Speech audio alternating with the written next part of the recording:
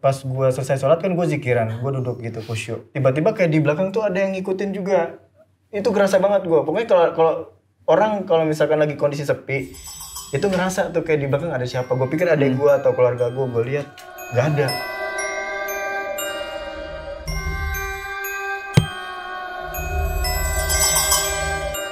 Selamat datang di Parno Terawang, satu-satunya program di dunia yang boleh ngata-ngatain anak indigo. Masih bersama gua dan juga ada Mas Reza Non Medis selalu.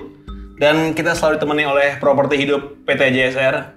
Tony yang mau nikah harus beli marga.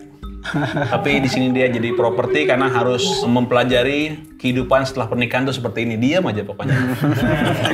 Dan sekarang kita kedatangan seorang narsum yang tadinya penonton Parno tapi nggak diduga-duga bahkan datang ke tempatnya Mas Reza untuk konsultasi segala macam. Nah, ini adalah Andri, siapa nama lu? Andrianto. Andrianto, oke. Terima kasih udah datang ke sini, Andrianto. Terima kasih Bang Nenet. Andri, tadi lo coba cerita sedikit dulu deh. Tadi kan lo nonton Parno nih, nonton Parno. Lo pasti dari percaya nggak percaya dulu dong lihat kelakuan dia. Gue juga awal-awal nggak percaya gitu, sekarang ya makin lah. Gitu. Nah, lo sekarang bagaimana nih pertama kali ceritanya? Gue dari awal tahu Parno Terawang ya, itu gue ngeliat episode per episode yang gue pikir cuma Mas Reza nih kayak cuma omong kosong gitu. Gue nggak percaya lah sama penerawangannya Mas Reza apakah benar gitu. Tapi pas gue ikutin terus episode-episode Parno nih, ada satu hal yang bikin kok kayaknya pas nih. Yang mana tuh? Yang Mas Reza bilang nemuin mayat di daerah Jalan Gatot Subroto apa daerah Semanggi gitu dengan cara mencium darah. Oh, ngebantuin polisi ngebongkar kasus pembunuhan ya. Terus sama yang episode ngebongkar mayat yang udah jadi tengkorak. Kayaknya menurut gua kayaknya udah mulai relate nih. Dan akhirnya gua coba konsul lah ke Mas Reza dengan permasalahan-permasalahan gua. Oh, lo ngubungin itunya kontak personnya. Kontak personnya gua. Terus lo datang. Gua datang, sempat ngobrol banyak tuh sama Mas Reza dan akhirnya ketemu lah gitu solusinya dan ya gue percaya lah akhirnya. Oh, terbantu. Terbantu. Dari situ gue terbantu. Kasian Andri. Oke, nggak apa. Oke, terbantu ya masalah lo ya. Oke. Nah, tapi kan lo kesini bukan hanya pengen ceritain itu kan? Enggak. Ya. Dengar-dengar tuh lo punya cerita yang agak-agak membuat merinding juga tuh keadaan-keadaan di rumah lo ya. Nah, boleh cerita tuh. Gua punya pengalaman ya di rumah. Jadi sebelumnya tuh gue punya rumah tuh karena udah kena gusur. Gue pindah rumah yang baru. Itu jaraknya sih nggak jauh.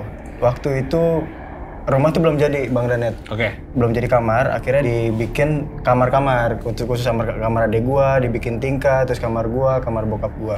Dari awal gua udah mulai nggak ngerasa aman, nggak ngerasa nyaman. Itu pas pindah pertama kok kayak nggak enak hawanya nih, awal-awal nih di rumah gitu. Dan gue pikir ya karena hawa nggak enak aja karena baru pindah rumah kan. Tapi makin kesini kok makin nggak jelas karena yang sebelumnya gue nggak pernah emosian, yang sebelumnya gue nggak pernah ngelawan sama orang tua itu akhirnya gue ngebuktiin karena kok tiba-tiba emosi gue nih. Sampai habis itu beberapa jeda hari kemudian ada satu kondisi yang dimana itu paginya ribut dulu gue sama bokap gue perkara sepele. Tiba-tiba gue nggak sadar, tapi setengah sadar dalam kondisi setengah sadar itu gue kesurupan. Gue ketawa sendiri. Itu pas baru pindah rumah tuh? Iya, jeda semingguan lah. Itu gue kayak ngerasa kesurupan, tapi gue masih sadar. Gue ketawa-ketawa sendiri itu, kayak ngerasa ada yang masuk. Dan di situ orang tua gue panik. Panggil lah salah satu ustadz yang ada di dekat rumah. Oh, diobatin lah gitu, diobatin di Terawang. Si ustadznya bilang, ini rumah udah diselamatin apa belum? Ya belum, karena masih baru pindah rumah. Nah si ustadz ini bilang, di sini nih banyak nih penunggunya, mesti dibersihin, mesti disterilin, mesti ditahlilin. Ya udah, akhirnya gua tahlilan lah tuh di situ sama keluarga. Gua bersihin lah dengan niat kita tuh penghuni baru di sini, pengen hidup di sini dengan lebih lama karena kita udah belilah tanah di situ. Permisi lah. Udah setelah itu ya aman lah, kejadian aman. Nggak ada hal-hal yang mistis ya. Tinggal daerah mana sih lo, sorry? Palmerah. Dekat Palmerah. Nah, udah beberapa bulan kemudian nyokap gua nih turun nih dari kamar di atas, turun cerita semalam dia ngelihat ada sosok tikus gede, tinggi gitu. Perawakannya kayak orang lah. Cuma dia ngeliat tikus.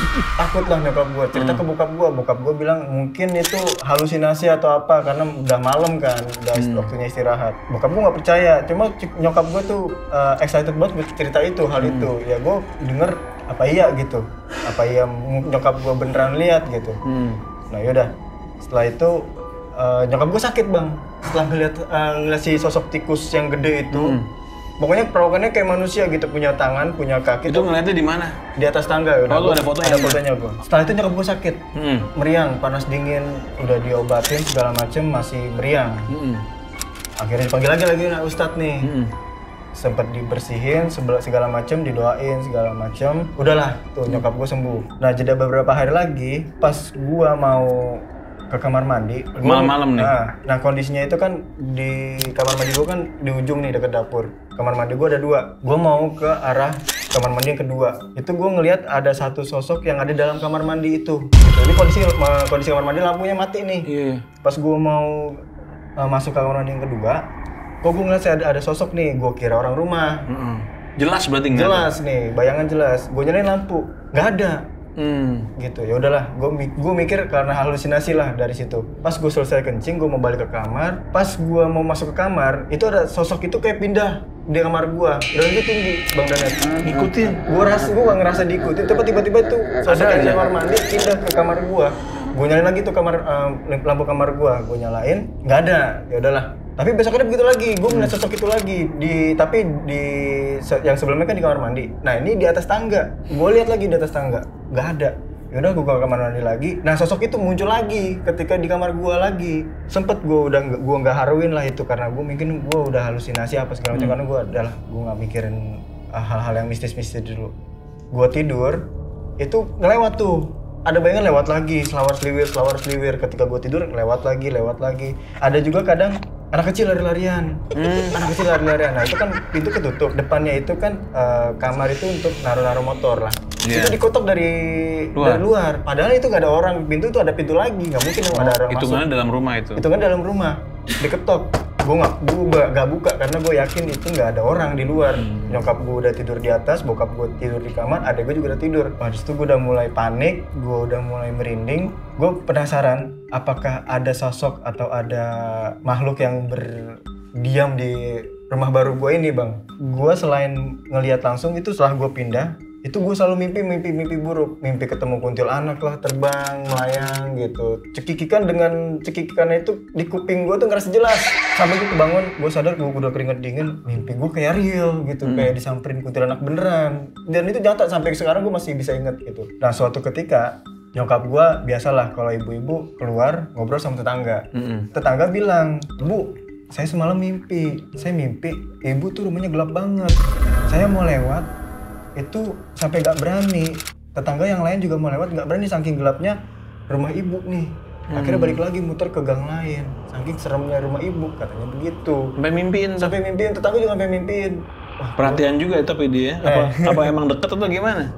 Ya karena bebaur ya. Bebaur tetangga. Lagi-lagi di situ. Terus rumah gue ini kan posisinya ada 2 rumah yang kalau digabung kan lebar. Nah bokap gue berpikir daripada kita tempatin 2 rumah itu jadi satu, disekat lah untuk kontrakan di sebelah rumah gue.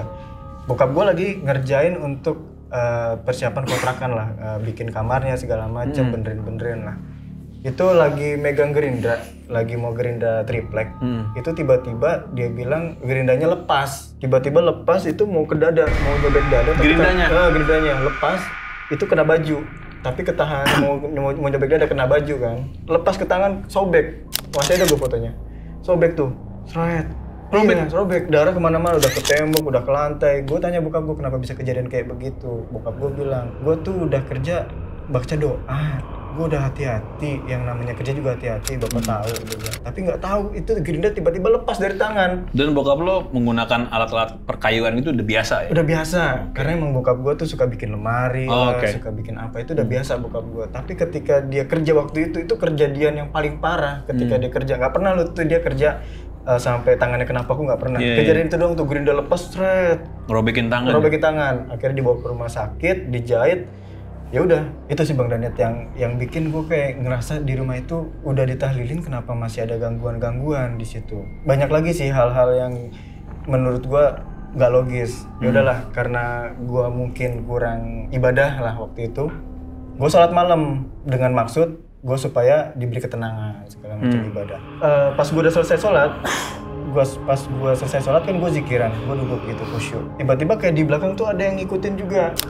Itu kerasa banget gue. Pokoknya kalau misalkan lagi kondisi sepi, itu ngerasa tuh kayak di belakang ada siapa. Gue pikir adek gue atau keluarga gue lihat nggak ada.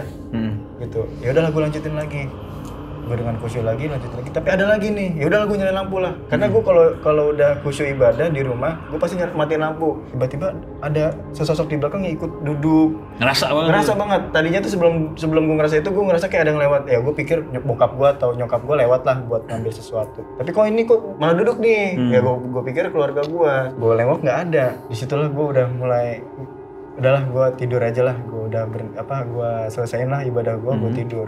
Nah dari situ sih Bang Danet yang hal-hal yang buat gue tuh ngeganggu sih. Adik gue juga sempat ngerasa juga karena dia bilang kalau dia mau turun nih dari kamar yang di atas mau turun ke kamar mandi dia takut. Adik lo sering keganggu juga itu? Keganggunya ngelihat bayangan kadang. Oh persis kayak lo pas ke kamar mandi gitu? Persis banget tuh. Makanya sosoknya itu kalau nggak di kamar mandi di tangga. Nah kalau misalkan gue selesai gue pindah ke kamar. Nah itu bayangan itu mantengin di depan mata gue persis kayak face to face gitu, tapi jauh, jarak jauh. Itu gue ngeliat tingginya setinggi 2 meter lah tuh.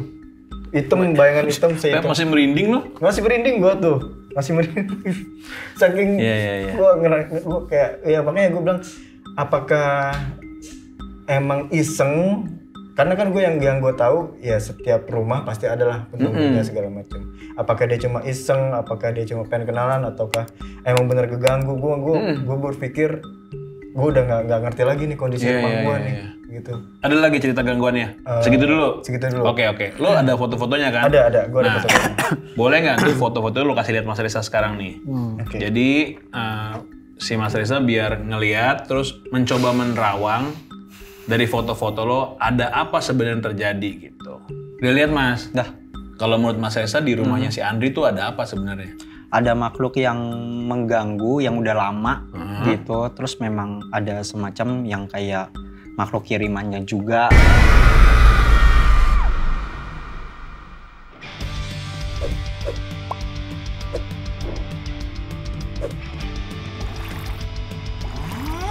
Jadi Ara tidak setuju. Sebenarnya kita butuh pembuktian. Gua ada kandidat yang tepat nih. Tapi abang ini aman, gak ada yang